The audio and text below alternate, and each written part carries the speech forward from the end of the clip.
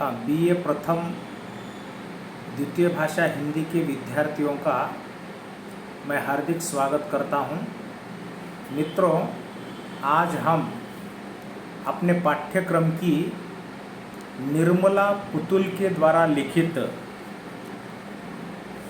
कविता, जिसका शीर्षक है माँ के लिए ससुराल जाने से पहले, इसका अध्ययन करते हैं। प्रारंभ में एक स्थूल रूप से कवयित्री का परिचय। निर्मला पुतुल या आधुनिक आदिवासी साहित्य की एक बहुचर्चित ऐसी रचनाकार है।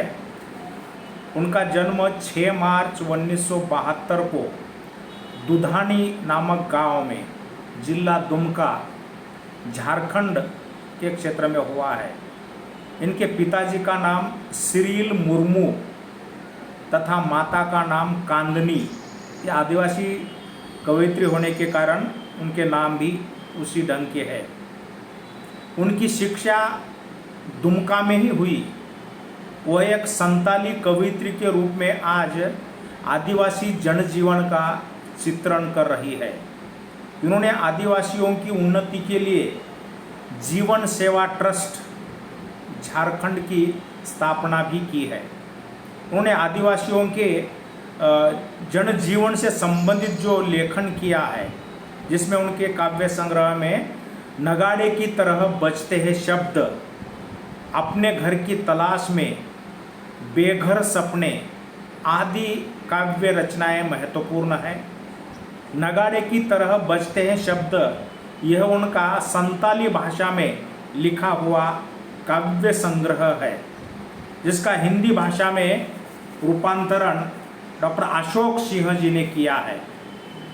इस संग्रह में लगभग 38 कविताएं हैं और आपके पाठ्यक्रम में जो दी हुई कविता इसी संग्रह से संबंधित है।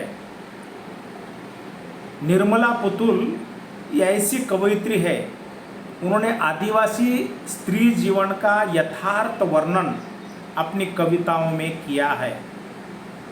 समग्र कविताओं में आदिवासी जो सदियों से शोषित पीड़ित रहा है, उपेक्षित जीवन जीता है, तो उनका उन्होंने अपने साहित्य के अंतर्गत लेखन किया है।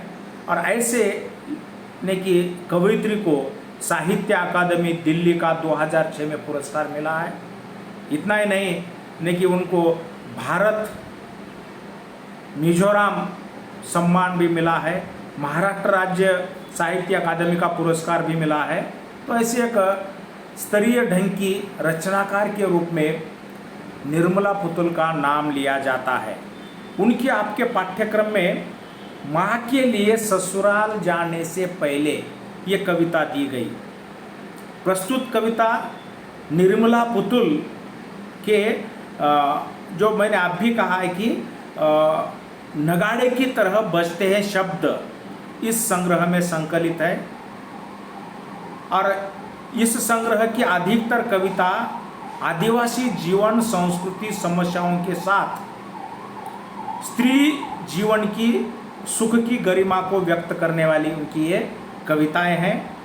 और यहाँ आप लोगों को मालूम है कि भारतीय संस्कृति में बेटी को पराया धन माना जाता है और उसे ब्याह के बाद माँ बाप का घर छोड़कर ससुराल जाना पड़ता है।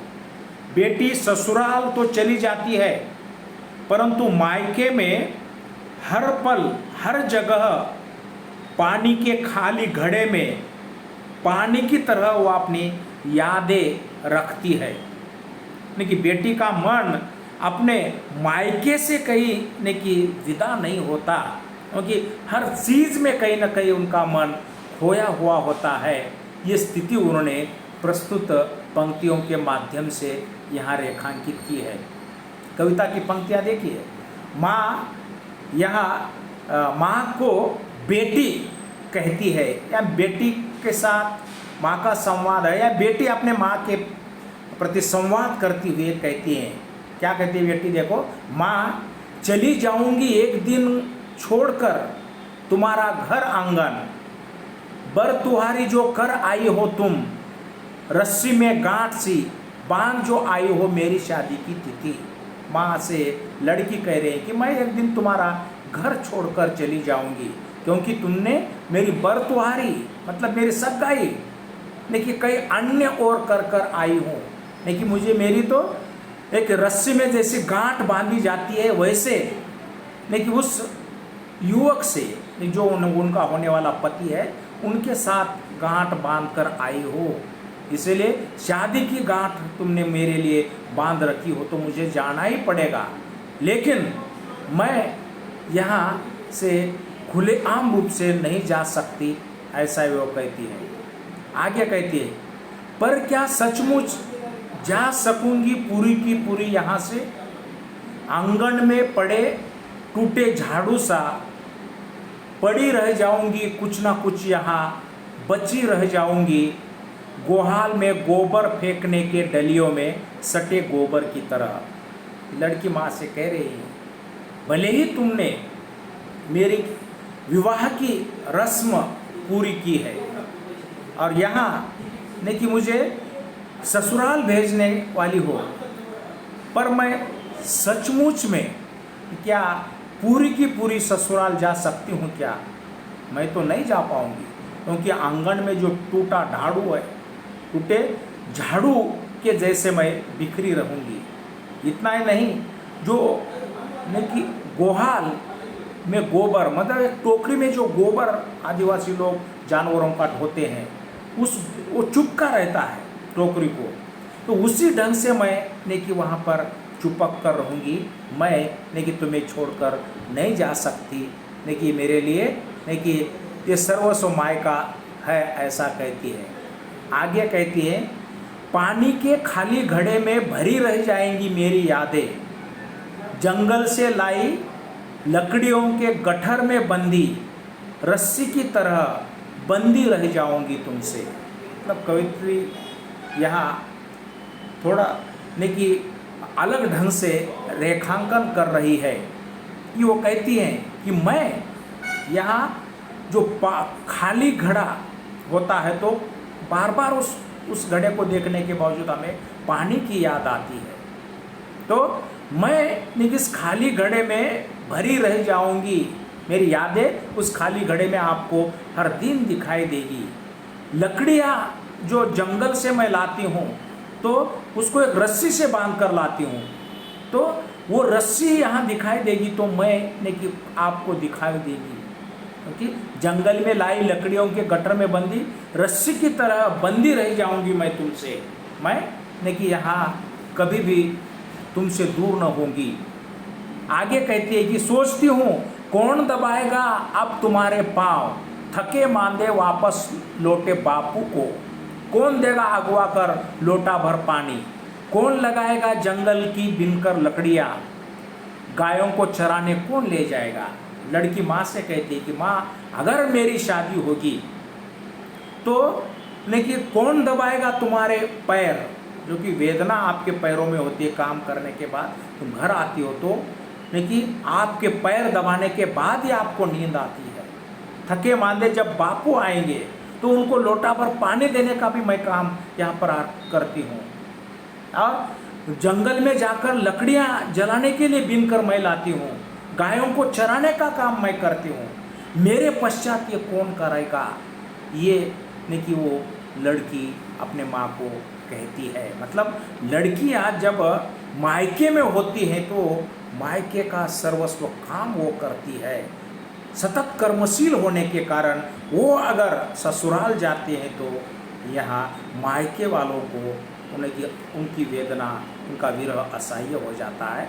ये लेखिका कवित्री ने प्रस्तुत किया है।